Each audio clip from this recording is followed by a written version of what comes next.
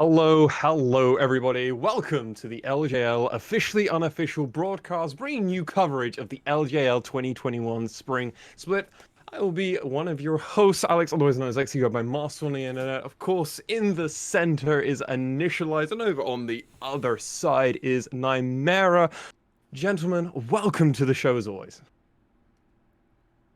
Our absolute pleasure to be here. I am really excited to get into today's games. We're already a few games in, of course, over on the actual LGL stream, but we don't do getting up at 4 a.m. because some of us actually do need to sleep. I'm not quite a We're vampire grouchy yet, enough guys. at half eight. So I'm, Somewhat, I'm yeah. I'm looking forward to getting to the last four games. We've got some interesting ones coming up as well. Some teams that perhaps I wasn't so excited to see coming into the split, but after last week, actually, I think they should be really competitive. That's a really good topic to take us over, as we must do a very quick recovering of who is actually going to be playing. I'm getting a bit ahead of myself due to one of the player names that you might have been hinting towards. We've got Rascal Jester facing off against Burning Core to begin us out. Following that match will be Axis facing off against Rascal Jester. So it's going to be a Rascal Jester double bill for us over here. Then we're going to be seeing V3 facing off against Axis, and then to end us out, it's going to be V3 facing off against Burning Core. And gentlemen, this first game that we're going to be bringing is going to be the Jesters facing off against Burning Core here. We've got a lot of different moods. These two rosters took a very different avenue for rebuilding their roster in the off season. Burning Core didn't do that, and Rascal Chasters pretty much did, except for Hatcher Matcher. Nymera, coming over to you first. Who are you favoring in this first matchup? It's a difficult one, right? Because we don't exactly have a lot of precedent to go off of coming into summer. As Sam was hinting towards, this would be a team where our narratives would be more about sneaking into playoffs, really. Whereas coming out of week one, both these teams showed a lot of promise. Rascal Jesters did lose one of their games. It's 1-1, but that game was to DFM. So that's always a bit of that caveat. You just kind of say, okay, well, because it's DFM, we kind of give them a free pass. They look fantastic. Their macro and their decisive gameplay was really fun to watch. And on the other side, Burning Core, after picking up Gadeadu in that mid lane, replacing outgoing Yu-Gi-Oh, who they did try out for that rookie split, have also looked pretty strong. Yuhi came in with a good run of form, playing stuff like the Zaya. I think both of these teams are actually pretty well matched. I know that in our power rankings and our own podcasty stuff, and you should definitely go watch that. We had these two teams we didn't expect Rascal Jester to come in strong at all. So for them to come up and then actually contest with the likes of Burning Core, who we thought, while they could be variable, should be actually a strong team, is going to be a very fun match. Yeah, these were two teams that came in. We had our power ranking predictions coming in to this week. They're both 1-1. They both were able to attain a victory. Obviously, last week for Burning Core, they were able to beat Crest Gaming Act, but sadly they lost to the Fukuoka SoftBank Hawks Gaming. And over on the other side, for the side of the Rascal Jesters, they were able to beat Sengoku Gaming, and then they sadly lost to Detonation Focus Me, as you've already mentioned. These are two very different teams that both these teams face. Like, these are very different play styles. They're on the different side of the bracket. We've kind of started to see the fall of Sengoku, or never really the rising phoenix. It was never going to begin with. But over on the other side, we're seeing a lot of these teams that we were expecting a lot less from last week actually performing. So, Initialize, Burning Core, Rascal Jester, these two teams are having very different kind of meetings early on in the split. Yeah, they definitely are. I think we, as a sort of broadcast trio, generally thought Burning Core, upgrade in mid, kept the three strongest parts of your roster. You guys look pretty good. Rascal Jesters, a somewhat maybe underwhelming Korean imports, or at least guys that have been around for a while but maybe really made it happen. Hachimecha, who was good, but then you've got these two solo laners. One guy's from Stalingrad, one guy hasn't even played for a year. It's like, doesn't sound all that exciting. And then we come into last week, and I think now all eyes have to be towards mid, right? With Gadeadu, who had one great game versus CGA and one fairly underwhelming game the other side of that. And then obviously you also had Recap for the Jesters, who was putting Aria to the swords for points in their game versus DFM. So this mid lane could well be incredibly explosive, which I just wouldn't have said coming into last week. You just wouldn't have. But then if you look on the other side, you still got some of these packs from last year on the side of Burning Core. You've got Once playing Rayfaki Hmm. duty. You still got this top jungle duo. Proud and Once are still going to be able to run around. Yuhi, like there is a lot of coordination built into this Burning Core team right now, Mara. I agree. And that's kind of taken off of this summer split, which, while it was a bit disappointing in the regular split, remember that they did come in with not the best result in that summer. They weren't in the top half of the table. Their series versus DFM, which they ended up losing 2-3, was a sight to behold, and it was really a battle of the great supports when you do have the likes of Gang and Proud going at it. It was a really, really fun series, and a lot of that came from the fact that actually their regular carries of Once and Rayfaki weren't really performing, but then you look at Gado, or rather Yu-Gi-Oh, who was playing in that series, of course, Gado only stepping in for this spring split, and then of course Yuhi in that bot side really stepped up. Now coming into spring split, it looks like they have managed to keep the forges running a little high, and they can come in with that and use that to hopefully get themselves to a couple of good week 2 results. Gentlemen, coming into this match, I must ask for both of your predictions coming in. Who are you both favoring, Burning Core or the Rascal Jesters? Ooh, I think I'll still go with Burning Core in this matchup, but I've got quite a lot of faith in this squad. I think they went 1-1 last week, and the loss was a rough one, but I still have some confidence in these guys yet. I think whereas for me, I look at Rascal Jester and I think they had a very strong strength of schedule in that first week, and they performed very well versus DFM, who we know are a dominant team in this region. So while I think that this is not Burning Core being bad per se, I think that Rascal Jester have shown a very high level in week 1, and I think, given those performances, they're probably going to come out on top here. Okay, gentlemen, so they're your predictions, but what are we expecting to see from both these teams from a metagame point of view? Both these teams, when they played their previous games, they played relatively standard for what we would expect coming into this first week. I think first one to bring up is Rascal Jester in their win. We saw Recap playing an Oriana, Hachimecha playing a Lilia, Soul was on a Kai'Sa, Secret was on a Rakan, and we saw Kinatu playing that. No, that's a pretty standard component, or at least standard champion pool to expect from a Rascal Jester kind of lineup and just an LJL team in general, right?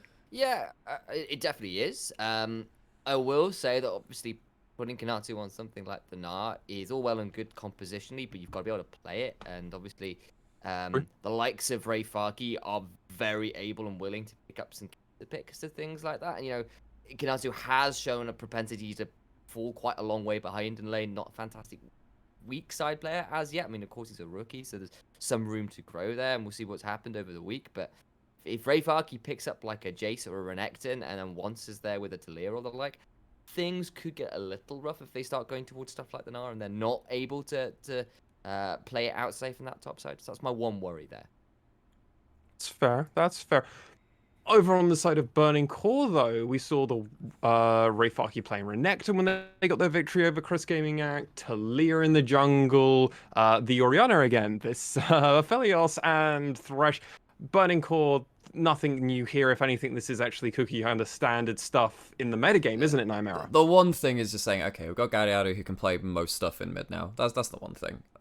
Rascal Jester is obviously a little bit harder to answer because we haven't seen all these players playing together besides that first week, and that can lead to a lot of different things. Because obviously you play together as a certain group of players, and like, oh, we've got these picks which we want to go towards, and we're yet to see the depth of that yet.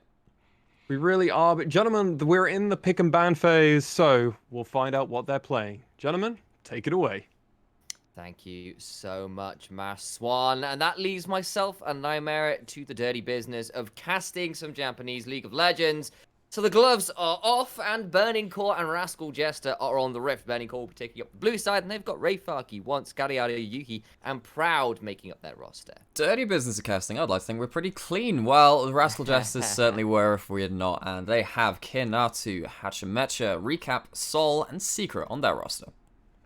We've got a few bans that have come out. It's very much the bot lane focus for Burning Core. Kalista, Aphelios off the table now, the Pantheon as well. Other side, much more of those globals that Burning Core can definitely use and abuse. Talir away from Once, Twisted Fate away from Galliardo, and now the Graves as well, another one of those once favorites. And that leaves us with first picks. Anything a surprise for you in that ban phase? Not well. I guess the Callista is the main one, right? Where I'm thinking, okay, Sure. well, maybe this is a duo, and we saw that Silent Seeker were aggressive. They knew how to pull the trigger, and someone who can pull the trigger from that AD carry role and has done all the way since season 5 is Callista. We have the Kai'Sa locked in from Burning Core. It's a takeaway from Sol. It's a really strong. It's probably the strongest AD carry across the board, across various different metrics. And now Burning Core have snapped that up. So the question is, of course, are you going to go towards, taking away one of those lane partners, maybe try and deny it the Nautilus? Or do you want to lock in something like the Thresh, which does give you a bit more mobility to disengage from those eventual Kai'Sa dives? Welcome back, ladies and gentlemen, to Season 9, Kai'Sa versus Xayah. Yay. All day, every day. Nightmare is actually quite happy. I actually really enjoyed that meta. The AD carries got to show their stuff. Indeed, and Hachimecha will instead lock in the Olaf, which he did pretty well on, honestly, last week. Got a fantastic pseudo counter gank onto Arya against DFM to get first blood for recap and the likes. Really good stuff. So see what Burning Core want to respond. Once obviously has a pretty vast champion pool himself. He knows what he's going into. He goes straight towards the Elise. This is patch 11.1 as well. So this is when the likes of Night Harvester or Rocket Belt plus Lichbane are really strong on the Spider Queen. And also this is before Elise nerfs coming in the next couple of patches as well on the Spider form W attack speed, I believe it is. Yeah, I think Q might have got a slight nerf. So I don't. Yeah, so I'm just sad in general. I don't want Elise getting nerfed. So speaking of the whole using the lantern to disengage from eventual dives and stuff, that's also really important versus Olaf, because Olaf just kind of runs at you very aggressively, and having the lantern to buy some distance does end up working, definitely help. In fact, when we saw Olaf coming into meta last year, we saw stuff like Azrael and Thresh being picked up kind of just on the fringe of the meta when they weren't quite as much, well, because we had so much of Phalios and Senna and stuff like that, just to combat the power of the rampaging Viking. Orianna now locks in. Rascal Jesters have themselves a really strong disengage combo between the Shockwave and, of course, the Feathers. The other thing this means that now Rascal Jester needs to be a little aware that Kanatu should be sweating a little. He's into Ray. He's going to be playing against Ray Falk, who's obviously a very strong player all by himself. He's also now got once with Elise, who is the top diving queen, frankly. Obviously, the likes of Nidalee and Talia have decided to try and usurp her a little bit. But frankly, the OG Lord of the top lane when it comes to setting up those ganks was always Elise. So I'm curious to see what Burning Core set up for themselves and whether Rascal Jester can ban away enough top laners to prevent that happen. So obviously, I think that's the correct instincts to have, and I'm expecting a Necton ban as a production who's typing out all the week 1 priority picks. One of them's like, oh yeah, there's a really big Crocodile which has picked up like a lot in that top lane. Won't be today. We have one more ban coming in from Burning Core. Of course, they have their solo laners to decide. We could see the likes of a Zoe coming in, trying to land bubbles and forcing out Xayah ultimates, but of course does get a little bit pushed around by the Olaf, and you can kind of get shut down on. And in fact, actually, this is quite an interesting one. Rascal Jester's not going to be able to play the Blitzcrank, which can coin flip in the mid and late game with those hooks and just say, one of your members is getting pulled to us and going to have a really bad time. Olaf goes, thank you, as would a set if they lock this in. So they probably wouldn't. Of course, if that would, I'm thinking the wrong way around, because of course Burning Core have gone towards the Thresh, unless there's some serious madness going on with Blitzcrank Thresh. I doubt that's the case. Instead, Rascal Jesters lock in the other half of the Lovers duo. Rakan locked in. Secret, if I'm right historically, was a bit of a Rakan player, though everyone has been at some point over the last 3-4 years as a competitive support. Yes. Either way, strong duo, and I'm interested to see what Secret does. He's certainly been willing to pull the trigger over the last week or so. It's a ball carrier too. So you have the ability to, of course, stick the Command Protect on top of the Rakan and just kind of let them fly into the enemy backline and see what you come up with. Now it's going to be the Orianna Syndra matchup in the mid lane. It is a skill matchup. You can get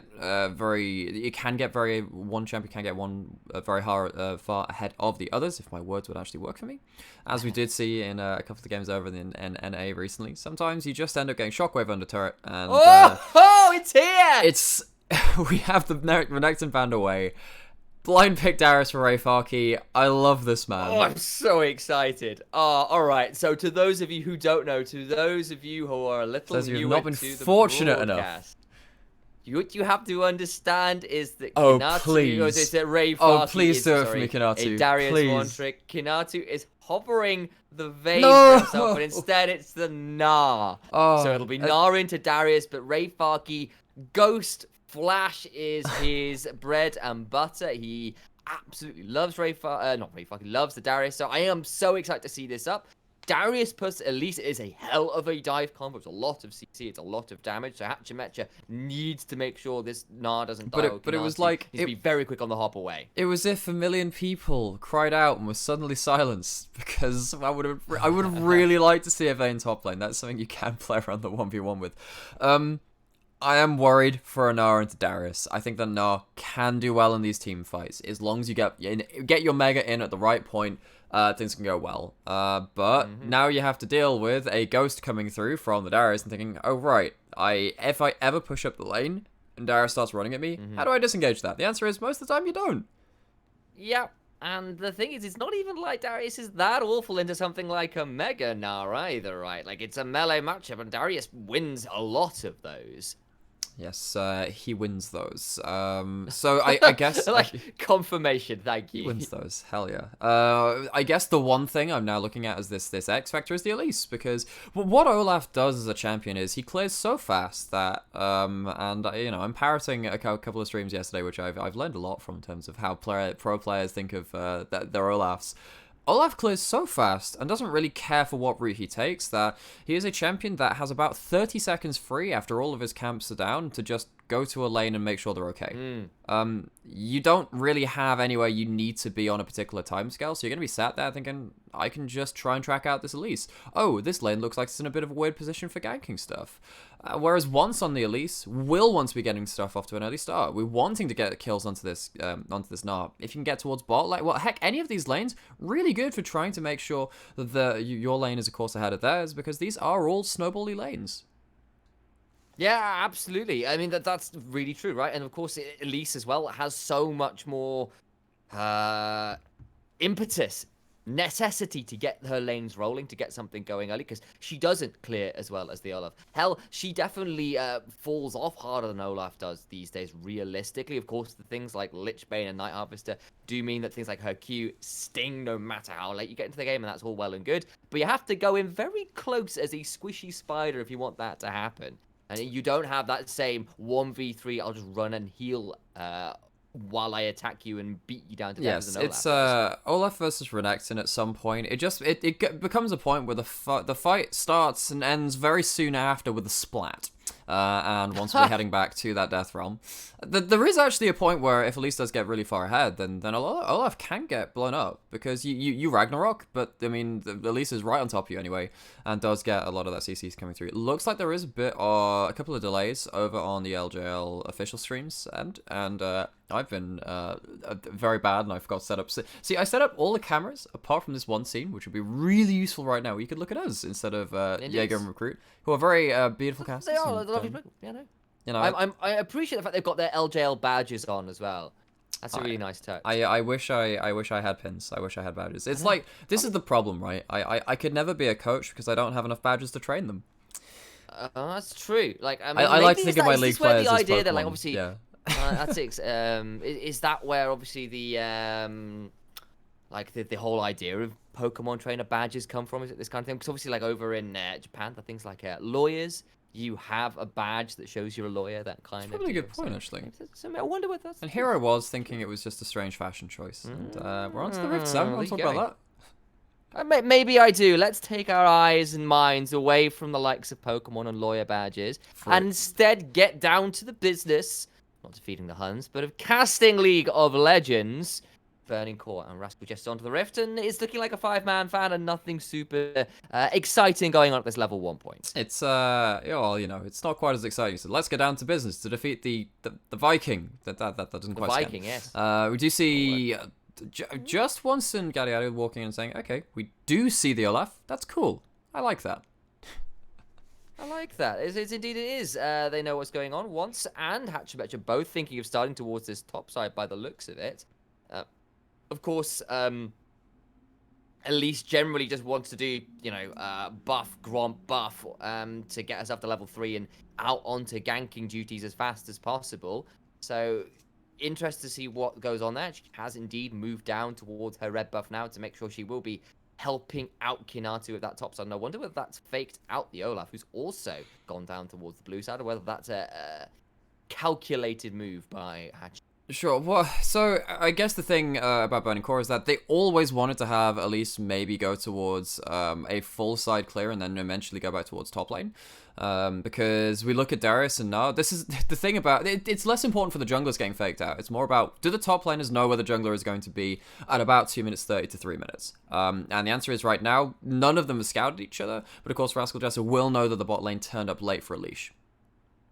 Okay, well, we'll keep our eyes peeled for that. They'll know the bot lane's gone for the leash. That's very true indeed. Olaf already power clearing as usual. Elise, actually, interestingly, not going for the rush to level 3 as she normally would. She's gone for a bot side full clear, interestingly. So I'm curious to see what Once has in mind.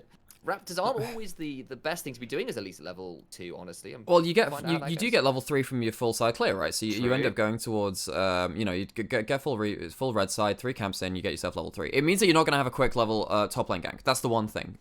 Once it's actually gone for press the attack on the Elise, it looks like. I mean, I was looking at other things when the runes flashed up, and now I see it there, and like, okay, all right. So we're looking for. It's been coming up a lot. Actually. Yeah, we're looking for an auto attack reset. So I wonder if Once definitely plays a lot of AD carries and has a lot of different mechanics in his under his belt. Ooh. So maybe we're gonna get human form, auto attack, very quick shift into the spider form, and then you can auto reset with your W. So that's actually a very quick proc of the press the attack, and it gives you it does of course give you that extra exposure damage from your teammates onto that target after that point. So what I've also been hearing is that Q human form puts a proc of press the attack on, as does Q spider form. Oh, so that's pretty much an instant proc then. Quickly. Yeah. So yeah, you can get it. Allegedly, again, I've not played this, but from what I was hearing from a couple of Elise mains over on Reddit, and they've been really rating. No, you are an Elise player. Partly why. Yes, exactly. Of course, I've just not played a lot in the preseason as yet. I've been hitting those Evelyn games right now, and I've been using my old school electrocute style stuff because I enjoy the burst damage. But the thing is, perhaps I should be going press the attack because allegedly part of the reason Lisa's hit so many nerfs is because press the attack has been really, really strong in this season. I had actually completely missed the boat on that. So Yulway over on the VCS crew, of course we love those guys very, very much, is a really big fan of Elise and was saying, why are people still playing all their Olafs? Why are people all doing this? Where's the Elise? Where's all of this other? Where's the Pantheon? Of course, Pantheon has become much more meta, but Elise is not a champion we've seen quite so much of. Not seen it at all here over in the LJL. So it's and Gato, actually, you know what? Gato is really playing this matchup very well in this mid lane. Every the thing about mid lane matchups like this, particularly when it's mage versus mage. In the early game, it's so much about actually mana efficiency. Obviously, that's very apparent in stuff like Cassiopeia and Ryze, which have like the ability to amp up their abilities. And again, just landing the E over and over, and just landing all of these abilities is so important for Gaudiato to just be like, okay, I'm going to make sure that you're never going to have the ability to trade back because I'm winning in all the mana efficient trades. And this is part of the scary thing about Burning Cores. They have got Scout of the Week, they've got Death Sentence, they've got Cocoon, all of which are long-range throwaway CC, which makes for quite hellish pick, frankly. And maybe it's a little trickier in teamfights, but you can also throw those out one after another and constantly threaten that kind of relatively long-range stuns and stuff, which honestly Jesters don't have the easiest time of range-wise. Orianna got some range with the ball. Xayah not the longest range. Nars got a little bit. And really, you're looking for a great secret flank as your way to get on top of these guys. On the other side, there is still obviously the Darius, because Darius unfortunately does not have Scout of the Week. That's not actually within Darius's kit. So Darius will need to be playing around, of course, his range and just trying to think, okay, well, let's work around the range of the rest of my teammates to get this kind of play. Once might be going for a flash play over the wall here. Definitely setting up for it. Yeah, here we go. Coming around the corner now, surely Recap needs to be very, very careful. Cocoon misses, Once has to back away. Does, and actually, yeah, it ends up going towards... Oh, boy, this could be a disaster. Okay, yeah, nice idea with the repel there to make sure the ball not going to come down on top for an easy shockwave. Nice idea, but no summoners burnt, and Recap played that relatively well. Of course, Once was looking to see whether he catch the backstep. Doesn't happen. And it means that Recap gets out scot-free, even if he's been under pressure from being hit by a few of those early skill shots. So checking in on the lanes, we saw that, of course, Secret was roaming away from bot lane. But that's because Zaya's pretty far ahead already. Yuhi down 15 to 20 CS, has backed, but is now going to be behind in that gold department, and that can be very important when you're coming up to, well, if not the first dragon. Of course, they have reset in time to maybe contest that, but they won't be because Elise is on top side. If you come around to the second dragon, and also Herald coming up in 2 minutes, and you've got a 20 to 30 CS lead on your AD carry, which has led to components and extra AD and all the other stuff coming through, it is a problem for Burning Core, because Kai'Sa at level 6 onwards does become this more pile-on champion, where you want to have the stats to quickly blow someone up, like the Elise as well. Wants to be doing from the jungle for Burning Core, and then rolling over the rest of the fight. If you're turning up to a Herald and you don't have the stats to do that, Rascal Jester might just be able to reset the fight and make things very difficult for Burning Core. Yeah, exactly. Like, a Cathian Ray needs to hit hard, and if it's not, if that Q from Kai'Sa just not there yet, as the evolution and stuff isn't there, she doesn't have the supercharge, things get a bit scary. It's a decent death sentence, but of course it's Rakan, and he has Battle Dance to get himself out as well as Grand Entrance, so he's in no real danger. And for those that were watching our pregame and have watched us talk about Burning Core in general, we love this guy, Proud. Proud is a fantastic support. Probably up there vying for second, but probably a solid third best in the LJL. And our support pool at the top end is actually pretty impressive over here. So we're thinking, oh man, there's a Darius in the game. There's an Elise. There's loads of places we can look for Burning Core. But when Proud has Thresh, our eyes are always just sneaking down towards that support role too. Seeing Secret, getting that early roam in, and seeing, of course, Proud versus Secret is really going to be a lot of where the emphasis around this game will be, because we do have so many of these individual champions, particularly on the side of Burning Core, that do want to be securing these early skirmishes, and having a roaming support join that will be very important. Absolutely. Well, we've seen Proud do it before. Hopefully, for Burning Core fans, he can do it again. On the other side, though, Jester's relatively happy with this early game. Hinatu hasn't fallen miles and miles behind in a matchup that could have been quite devastating for a rookie. And bot side looking pretty good. They've managed to get a first Drake. They're looking to get a first Herald as well. Elise hasn't got a serious gank off that succeeded. So, all things Jester's-wise, feeling pretty happy. I look at once and I think, okay, so what do you want to do with Elise? You want to set up a lane for success early. They've not really done that, and given this Herald spawn at 8 minutes, Rascal Jesters very quickly respond. The one problem for them is that, of course, they haven't had anyone picking up these waves bot side. With the cannon dying to tower, I think they'll pick up they'll pick up all the caster minions here. So that's still a good 6 out of those, 12 minions coming through. It's still gold down the drain from the side of Rascal Jesters. So you're looking here and thinking, okay, at least we get ourselves that objective. We're not letting Elise kind of have the potential to dive maybe the Gnar or something like that in the top side by using a Herald, and then just threatening the tower plates. But they still lose something on the other side of it, so it's about that kind of cost and benefit outweighing each other.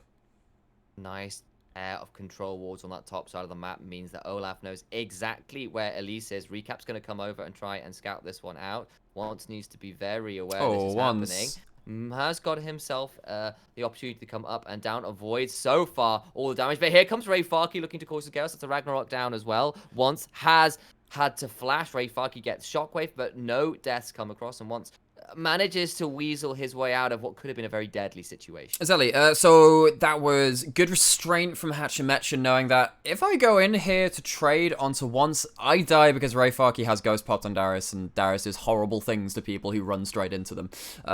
Speaking of that, Kanatu having a bit of a rough time in the top lane. Nothing that we didn't expect. Nara is a pretty solid, safe laner, but with zero jungle attention up towards that top side from either side, really. It is just leaving Ray Farkey on his main champion, alone in this matchup to slowly eke out a lead. Yeah, he does. And that's even with him roaming down to burn Ghost. He's still quite happy up here. And of course, he's still got Flash, so it's not like he's down in escape. The only thing we do have to be aware of course, is that Rascal Jesters running double teleport do have the ability to play the map to a stronger level and get out of Ray Farkey's lane, catch this bot lane, for example, in a difficult spot, because they can just get more members down here more easily. Yes, they absolutely can do. Because, yeah, there is no teleport on Darius. That is just a fact. He's taken the ghost and did blow that in that last fight. So what Burning Core will have to do is... Well, actually, this is maybe why they were playing the Elise, instead of going for something more like the Graves or something like a Kindred, which is better in the larger 5v5 scenarios compared to something like an Elise. Because this Elise, if you're just going to be playing around, either getting picks with the Syndra or something like that, and like you said, being able to have these throwaway CC and maybe pick someone off from range, that's more value than actually having the higher DPS of someone like a Graves, who actually, if you're permanently going to be in a 4v5 anyway because Darius is somewhere else on the map, is going to be less impactful. Or would have been. Hatchemetcha and Secret were hanging around in this jungle trying to catch out once. They've backed away now and won't catch him out. And there's been a little bit of just positioning around this bot side jungle. There's been a lot of Rascal Jester's vision, which Burning Core are now trying to get rid of. I'm desperately trying to secure some of this. Hatchemetcha will be around with Secret contest. Gariaru here as well. And this is as this second Drake is spawning. And I wonder whether Burning Core are thinking of contesting. Kinatu does, of course, have teleport, but Apprehend would be a fine way to interrupt that from Ray Farkey, so have to keep our eyes on that. And Ray Farkey instead is just going to start roaming down. It's going to be about 10 to 15 seconds, though, so they'll have to wait on that before they can really ensure their top lane will be here on time. Yeah, this is where things are really dangerous for Rascal Jester, because you can see Orianna, really dangerous then to approach this river, because there's Syndra and of course the Elise in the same spot. You don't have that cleanse. You have Mercury Treads, but that's probably not enough to save you at this point. Hey, even Secret at this point, if he walks up and gets hit by a cocoon, that's lights out for that champion, because even though you have some ability to escape as the Rakan, if you're CC'd, that doesn't really bode well for you. At least on the other side, Rascal Jesters take themselves some recompense in that bot lane. Now Ray Farkey's going for an all-in on top. Does nicely getting into the inner ring there with Kinatu, but he still has to flash away, which is the best look. And you're right, that was a great use of the Herald. They get the full charge. I believe that was Sol as well. Got free time around all the plates as well. Gets a big CS lead off that. And that puts Yuhi in a pretty difficult position and Sol in a fairly fantastic one. Such a fantastic one, in fact, that he gets a full Gale Force off that back. So, why did this bot lane go so badly? It's because of these support roams once again, and because Secret had been roaming quite proactively and quite effectively. It's forced the response out of Proud, and leaving the AD carries in a 1v1 when the Xayah is already ahead in those slight early game component, advantages. It meant that Sol was happy to push the wave in, stand in the wave, and make sure that they couldn't get dove onto and get hit by single target Kai'Sa Qs and stuff like that. You could just push the wave in, chip away those turrets, and then when the Herald came in, it's pretty much a free turret. Well, a 2,000 gold lead, and you can see it most presently in that AD carry position. Over 1,000 gold here is the difference between Sol and Yuhi. That's a full tower, that's about 20 CS, and no kills have gone down for sure, but that has definitely been a strong point for Burning Core right now. And they've got about 100 to 200 lead in all their other lanes as well, just purely off that first tower. Yeah, so at least Yuhi has the first item coming in, does have the Gale Force themselves, not going towards the Kraken Slayer this game. I think that's important because you are trying to shut down people like the Orianna and give yourself that extra dash to maybe get out of something like Feathers or the Shockwave incoming, and amongst other things. The problem is that you don't have your Q upgrade right now. This is why we often see an early Dirk coming in from Kai'Sa. Also just makes your Q just hit a bit more. As speaking of Qs, Galeari lands the QE from the Syndra. But yeah, so when you do have that upgraded Kai'Sa Q with the Dirk for the extra lethality, because your Q is the one bit of physical damage within your kit as Kai'Sa outside of your auto attacks, you start hitting like a truck and minions don't really exist around you anymore. And that's really important when you do shift yourself into mid lane. What I really like about Rascal Jester here actually is that they're not putting that bot lane into that mid lane and kind of using them as this like this control tower in mid. They're using them in the side lanes to push down extra turrets because they know this 2v2 is going so well for them. They want to isolate it. Okay, Hatchemetcha is around as well, but Burning Core are actually going to start up this Herald. Going to try and force a bit of a fight here. Hatchemetcha at least hanging around all those spheres. Okay, they have coming vision out of Gariadu. They have now got vision. There's some recalls going on. I wonder whether they actually want to recall off this. All the while, look where Gnar is. He's shoving onto that tier 2, and Burning Core is going to give up that tower, I suspect, for the privilege of this second Herald. As long as Hatchemetcha doesn't steal it, once does get the smite, though it was a little closer than they would have liked. So that is objective secure, but at what cost, Nightmare? Well, if you put yourself into Recap's shoes at that point, you think, oh wow, I'm going to go put a shockwave down around her. Oh no, I really can't because there is no vision around here. And there is, once again, this duo of the Syndra Elise, which can just completely end one of these champions' lives. Speaking of the Elise going towards top lane, Olaf also roaming up. You don't really want to get caught out by a turnaround with the quickness. So honestly, it's well played from Burning Core to make sure that they could managed to take away that Herald when it did spawn. They realized that they had the correct positioning on the map. And the question is now, of course, what's happening with these individual matchups, and are Rascal Jester going to continue to isolate that bot lane matchup, the 2v2, and try and put it around the map? Because they've taken the top lane outer turret, they're now going to put it mid, and let's see if Rascal Jester can take down that last outer turret. About a minute until this Ocean Drake as well, so that'll probably be the ticket for summoning the Herald. Buy yourself some priority in mid, buy yourself a bit of a counterweight to move into that river and cause some chaos. But that's still 40-odd seconds off, so we'll wait on that for now, and it's bot lanes in the mid lane looking to kind of wrestle around these minion waves. Chaos truly indeed. What, praise be to Zinch and all his trickery. Yep. There's a reference to the ruinous powers. I was not expecting Absolutely. this early on Sunday morning, but there we go. No, I'm sorry, I'm like, oh yes, there are no objectives right now. We have 30 seconds to talk about whatever we please, and the audience is yes, you just have to put up with it. I apologize. We do have a push onto this mid lane outer turret, though. Rascal Jester grouping up as 4 people, but now the Mega Gnar is down. It seems like Burning Core are just, you could kind of tell by the draft, but they're really just trying to avoid any kind of large 5v5.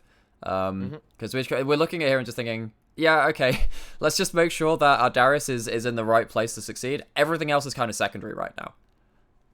Okay, Ocean Drake spawning. Can Darius succeed? Can Burning Core teamfight? These questions and more about to be answered in the next few seconds, because this Ocean Drake is being started, and Burning Core want to fight. Oh, Secret's Once will be around, Secret's on the flank, but Proud will be there. Does not manage to get the quickness onto as many people as they would like. That is a steal on the Ocean Drake, but oh my days, Orianna is deleted. Ray Farky now gonna get onto something, but Kinatu is in so much trouble. Great killer instinct, and it's a double for Yuhi. They'll get mid turret off this as well, so Drake down, but 2 kills over the way of Burning Core, and now Rascal Jesters need to scramble to get to this tier 2. It's a series of picks from Burning Core. It wasn't as if Zai was getting into the thick of things, nor was Hachimet. You can see that the Ragnarok's still available, and these stuns are really dangerous. Burning Core, they don't get the dragon, they get 2 kills, and they get the mid lane, outer and inner turrets. Really important because, of course, again, it is so much about vision when we talk about Elise and Syndra, because they just want to hit you from Fog of War, and if you ever get too bold around objectives, just saying, oh yeah, we can definitely walk up to that, you can get punished absolutely harshly. So what happens here? So Secret gets spotted by the sweeper here. So Burning Core actually see this happening, and Secret doesn't actually get the knockup because they do manage to backstep appropriately. Hachimetra and Sol, though, they're way away from this fight. That's why the first kill goes down, and then you lose your control mage. Gnar was kind of on call, being like, guys, I'm here, I'm going to be affecting the team fight. Actually, no, you're not. You're going to be giving some gold over towards Burning Core. They capitalize, and now they have themselves some routes into the enemy jungle through that mid lane to maybe start snowballing the map. Yeah. Kinati said, I'm here, guys, and Gary went, oh yeah, so you are, and just murdered him. Like, yes. Flat out flash. And I guess this is part of my slight worry for the Jesters. While they have got, in some ways, a better 5v5 comp, there is a range discrepancy when it comes to things like Dark Spheres coming flying at you and trying to stun you, and Cocoons and Death Sentences. Like, that's a lot of relatively long-range pick. And there's no cleanses to be seen, no QSSs to be seen.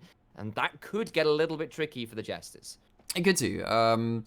I guess, Secret forcing the flash out of Proud, uses the ult as well, because of course Rascal Jesters haven't got themselves that outer turret themselves in their mid lane, which would be very important to them, because it is so much, but this is just a very cookie cutter pick comp from Burning Core. It's not the same as having like a Twisted Fate in the mid lane where you have that extra global advantage. This is much more of your Season 3, but Yuhi's going in! Goes in. Needs to be in a lot of danger though, and it's a shutdown that goes the way of Sol. Nice idea, perhaps, but not great turnaround from Secret, who uses the flash, uses the quickness, and suddenly that is a very dead Kai'Sa. Well, the quickness was already down. Remember, that was used to force out Proud's flash. That was just Yuhi, just going way too aggressive. Yuhi just picked up 2 kills from that fight. Had just evened up that gold lead, because of course that Xayah was ahead in the early game. They get shut down, gold goes right back into Sol's pocket, they give up the mid lane outer turret too, and all of it feels a little bit unnecessary. Oh, I wonder what the call was there. Was that Yuhi just seeing an opening that wasn't I believe there? It was Leroy Jenkins. Right. I wondered where he'd been for the last few years. And it turns out he's playing for Burning Core, which somehow doesn't surprise me if anybody's been watching this team for the last year and a bit. But yeah, that's a bit of an unfortunate one. Okay, so I guess we're going to go see both sides of this. So it is, once again, this is just... Okay, the first amount of damage I think is really good, because you do have a lot of lethality. The single target kind of Q comes in, but Xayah has much more backloaded damage, because you do of course get like a bit of damage coming through, because with the Essence Reaver completed. But then as soon as those feathers come back, if you haven't flashed out of that, if you haven't managed to get away from them, you just end up losing that fight. If Xayah ends up getting good feathers, that's pretty much you get ample DPS to deal with most other AD carries, and the fact that Yuhi was too far ahead to get something like a Lantern or anything out of the Thresh meant that it was a bit of a misproportioned fight in terms of the ranges being played with. About a minute to that Ocean Drake, and I'd like to file a complaint with the Office of the Colorcaster. Sorry, what? May I? I'd like to file a complaint with the Office of the Colorcaster. We will hear your complaint now. Secret, use the quickness to pick off Yuhi. Oh, I'm pretty sure I used that on Pro. Oh, you know what it was? Oh no, it would have been the W from Xayah used it. See, the problem is when Pargol's stats look really similar, and I also don't end up when I don't end up having the game stats, I've sat there like, oh yeah, Rakan has like this stuff. Yeah, exactly. Oh man, I remember we had the similar one with Seraphine. It's like, oh, they got blue buff. Like, no, it's the little notes flying around. Oh wow, go Malco stole blue buff. No, they've got Comet. I'm like, oh, that's wonderful.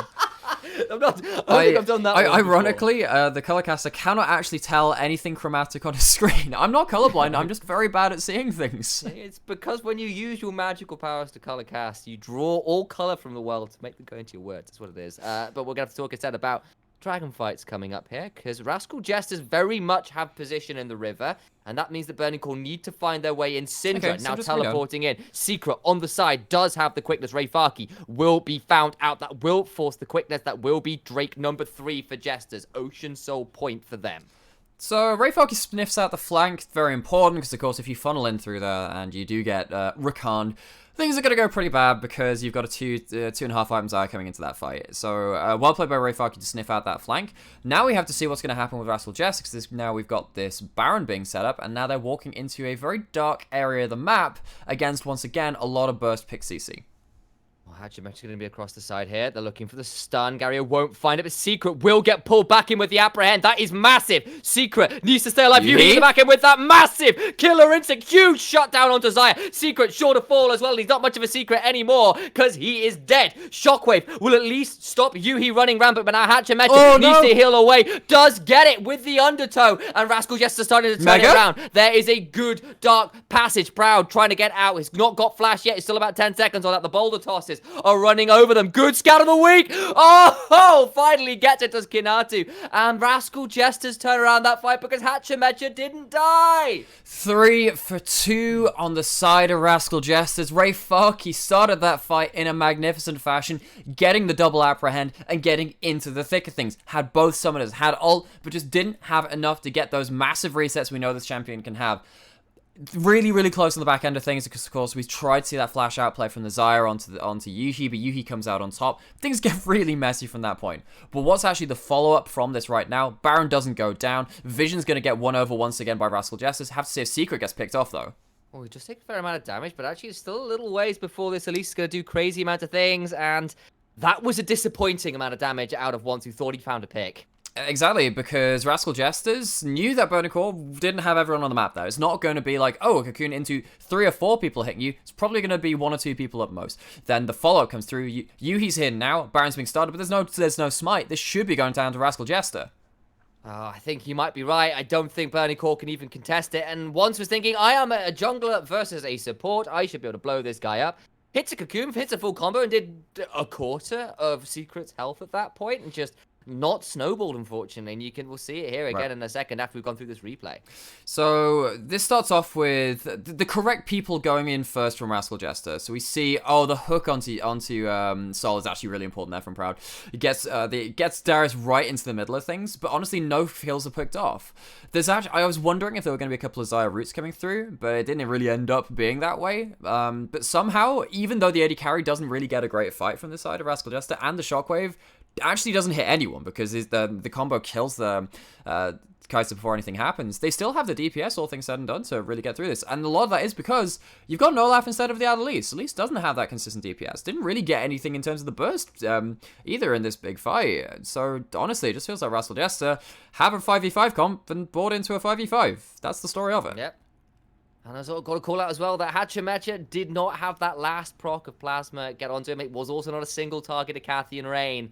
The minion wave interfering with Yuhi's ability to blow up the Olaf, and that just really hurt things. And then out-healed was the Darius, and suddenly Hachimecha's Olaf, yeah, he's 1-0-1, but that was a critical survival from him in that last fight. So what you're looking for now is trying to see if Rayfaki can survive long enough in a fight to get Conqueror really fully stacked. Has two items between the Stride Breaker and the Deadman's Plate. It's not going to be the Gore Drinker. I think that helps in the 1v1, but of course, we've seen what Gore Drinker can do on various different champions. Rascal Jester in a very strong position now, and this is something which we noticed from week one. They just seem very coordinated about what they can and can't do on the map. They have vision, they know where the Elise is, they have various members spotted out from the side of Burning Core, and now they have the Baron buff to play with. As long as they don't overstep their safe bounds, they should really be walking into a couple of these turrets and taking them for free. Okay, well, we'll see how that obviously plays out. They are now at this tier 3. They've got big control over this of the vision in the red side jungle with an Ocean Drake, which will be their soul, coming up in just over 30 seconds. So this is looking all Rascal Jesters all day right now. They've got a 3,500 gold lead, which isn't monumental, don't get me wrong, but the map control really is. It is definitely for now. We're looking at, of course, what's happening with this dragon spawning in the next 20 seconds. That's going to be a huge point in this game, because if you give an Ocean Soul over to the team that's already winning out these team fights and you're not really ending them quick enough from the side of Burning Core, that just compounds your issue. It does. And yeah, Burning Core have had one good series of plays where they got the good dragon fight into the 2 towers in mid, and that kind of felt like it for now. They've just not managed to get anything else that really sticks. Ganks haven't really found, kills haven't really been completed in a lot of ways. So now we've got an Ocean Soul fight, and this is the Jesters looking to walk in themselves. That's very nearly a Mega Knight. Will be coming up in seconds. Drake is down, though. That's good news for Burning Core. Nice pick. Ragnarok down, but now wants he to get his way out. Shockwave is massive, and 2 members are dead already. They're going to try and run this one over at the end of it. It's 2 people left alive. Once does get the Dark Passage out, and now they've got to continue to run because the speed is here. Cocoon will buy time. Decent volatile Spiderling, but it's still 4 members, and Proud will sacrifice his life to try and keep his Elise alive, who's trying to dash far away with the venomous bite. And it's still an ace over the Rascal Jesters. They will now run it into this into the base and look to end the game. They buy into the team fight time after time. There's no snowball here for Burning Core, just a very flat early game into even flatter team fights as they are flattened. It's going to be the game for Rascal Jester, who take their first win of week 2. Alright, and with that, game is Yuhi coming out, trying to buy some time. It's not quite over yet, but you can see the Nexus finally falls, and relatively commanding victory for the Jesters there, who do come away with the win after just hitting those team fights, as you said. Absolutely. Very well played from Rascal Jester, particularly around understanding where they could play around vision, amongst other things. We knew this team had a good week 1. Looks like they're starting on that foot, and week 2 as well. We are going to have to go to a quick break, guys. Collect our thoughts. We'll be back with an analyst desk in just a moment or 2. Stick around, and we'll be right back.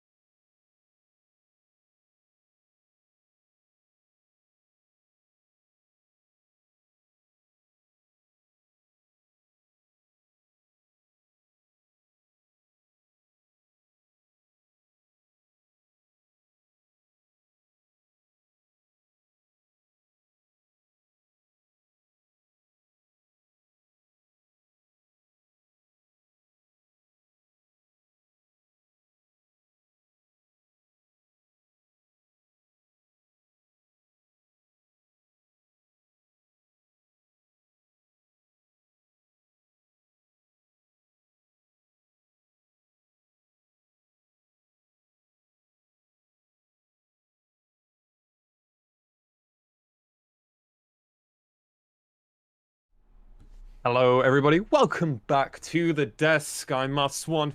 Initialize in the center. Nightmare over on the other end. Gentlemen, welcome back to the desk. And what a first game for us to cover coming into the LJL Spring Spirit week number 2. Nightmare.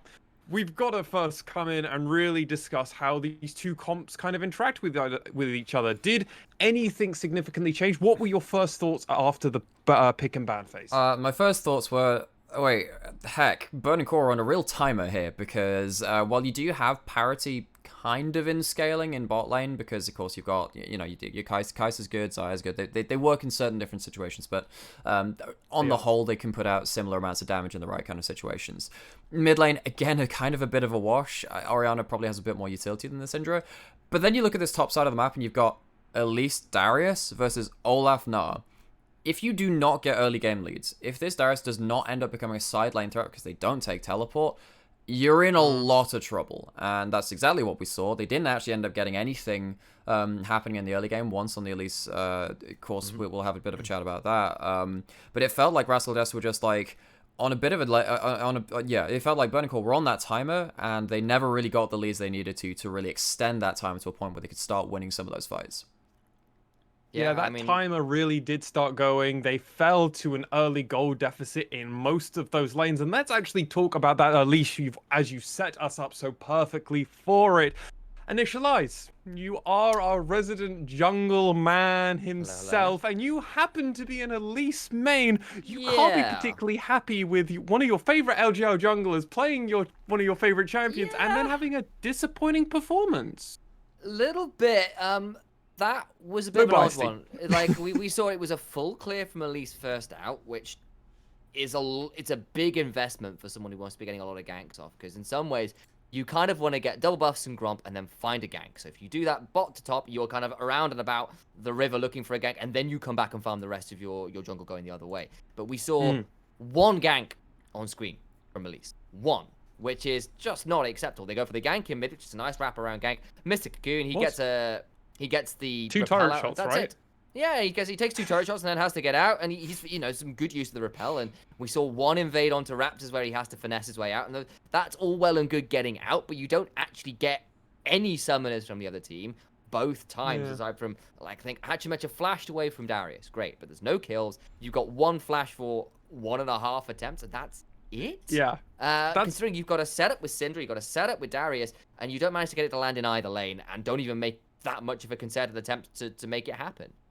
Yeah, that was just one of the really unfortunate things. They've got this utilization they could have tried to do. We didn't see the Elise wandering around very often, as you already mentioned. We only saw that one gank. We know bot lane is not going to be ideal to gank, especially as they were roaming heavily from that early point. But Kanatu on this Gnar definitely could have been ganked, was definitely put in some more difficult spots in that laning phase. And let's actually go over to Nightmare for this laning phase, because Burning Core's laning phase was pretty good, wasn't it? Yeah, I mean, on the whole, right? I mean, of course, we had, we did have, of course, some leads for Darius over the Gnar in that top side, but then you look down towards the bot side and you think, oh, heck, that Zaya's getting a little bit far ahead now. And it kind of felt like, again, like, oh, Darius is, doing all right, but it's not like they were getting tower plays. Not like they're getting the tower itself. Then suddenly you got, like, solo tower 5 plays going over to the Zaya and thinking, okay, alright, Rascal Jester probably won out on this trade because, again, the Darius is much harder to, like, leverage on a game than someone like the Zaya and the Gnar, and that's exactly what happened. Rascal Jester played an easier comp, playing in the 5v5s, and it came from the laning phase, and it was just like, if it doesn't end up falling apart at that point in the game, that's it, really. Crazy. Pick the easier comp to execute. In high-level professional play, it might sometimes be easier for you to get the win. Wild Rise. Let's actually quickly zoom on a little bit, as I want to talk about really the defining moment and get both of your takes from this. And this is that Baron fight. We saw them coming into this. Rascal Jester did have an advantage, however, they hadn't spent a lot of that gold, so you could argue that this was coming in probably at the fairest point for Burning Core to try and pull back this lead that Rascal Jester had started to pull away with. I believe it was about 2k gold lead, though a lot of that was on that Zaya through the early turret plating, which Nightmare has already politely mentioned for us. So coming into this, it was the perfect spot. we saw when Nymera analyzed this part, it was Hachimecha and Secret running in, and Burning Core tried to collapse, and then it didn't really work out. Initialize, what was your initial thoughts and kind of first things as you were play-by-play in this? So, I mean, when you watched it, you could see, obviously, Ray Fark is off to one side along with Proud. They get the double pick onto Secret yeah. and Hachimecha. And at the same time, Proud threads the needle, lands the death sentence onto Sol, gets the flay in on all three. Kai'Sa comes zooming in and gets the kill onto Xayah. It is now a 4v5, and you think, perfect. Surely this is it for Burning Core. And then Hachimecha gets to run down the Kai'Sa, who doesn't manage to finish up stacking a plasma on him, doesn't get the single target of Catherine Rain because the wave is there as well, so he survives. Then you watch Darius flash in on something, thinking, all right, finally got it. Command Dissonance lands, his health goes down, he can't heal up anymore. He doesn't heal up enough because I think there's an Oblivion Orb in the inventory. Suddenly Hachimecha gets the 1v1 onto this Darius as well, with plus that assistance from the Orianna, and suddenly, okay, my Kai'Sa is dead, my Darius is dead, and suddenly there is more than enough damage with a Mega Gnar running us down. And they have for an this Olaf. to go very, very wrong. They have an Olaf. Yeah, and they it looked just really good kept until they could finish pushing. up. Yeah, they just kept pushing that advantage. But Nymera, like, leading up to that, did Burning Core need to be taking such a calculated risk? While it looked at the very beginning, and you could argue for the first 5 seconds of that fight, Burning Core wouldn't ask for anything better. But what was the follow-up?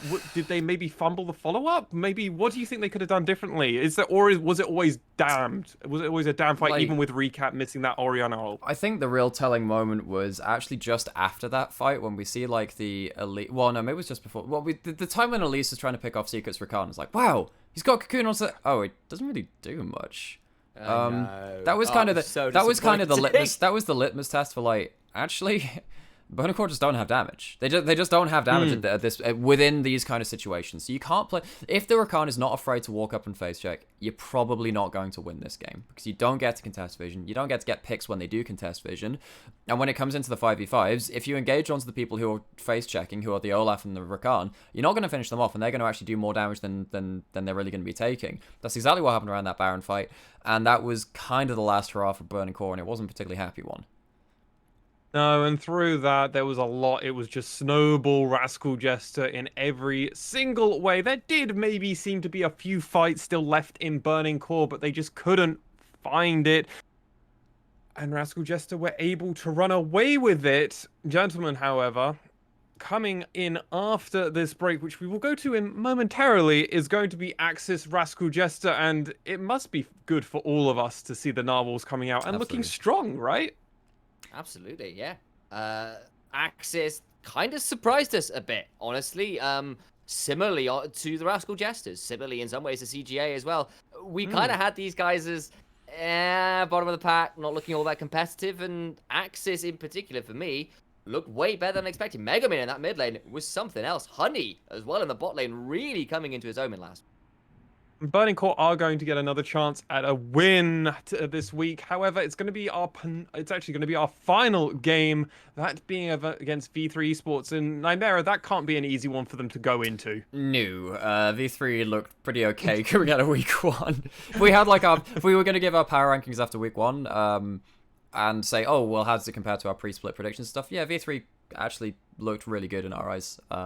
So going up against that team, always going to be difficult. But no, honestly, I kind of feel like this split right now, given the right things moving in the right way, you could probably have most of these teams beating most of the others. I don't think there's an unwinnable match, so they'll want to get themselves those early wins up, though. So we know how hard it is for some of these teams from last year, particularly Axis themselves, to pick up wins after you've had like massive losing streaks. You do want to put yourself in a good position coming into playoffs because it does get close. Yeah, Axis know that all too well, gentlemen. But we must go on a short break here. When we do return, ladies and gentlemen, we'll be back with action and coverage of Axis facing off Rascal Jester. Don't go anywhere.